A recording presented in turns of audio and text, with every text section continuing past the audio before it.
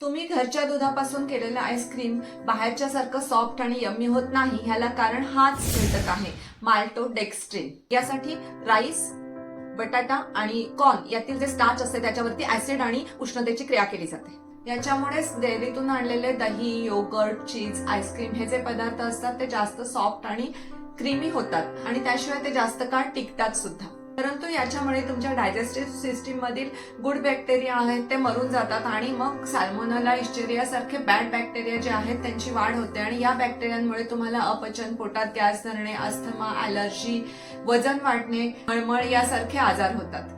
माल्टोडेक्स्ट्रिनचा glycaemic index 106 ते 136 एवढा आहे आणि आपल्या साध्या साखरेचा ग्लायसेमिक इंडेक्स हा 65 एवढा आहे. त्यामुळे जेव्हा तुम्ही घरातील गोड पदार्थ एखादा खात नाही परंतु बाहेरचं शुगर फ्री आईस्क्रीम खाता तेव्हा खरं तर तुम्ही साखरेपेक्षा दुप्पट घातक असे काही पदार्थ तुमच्या आहारामध्ये घेत असता.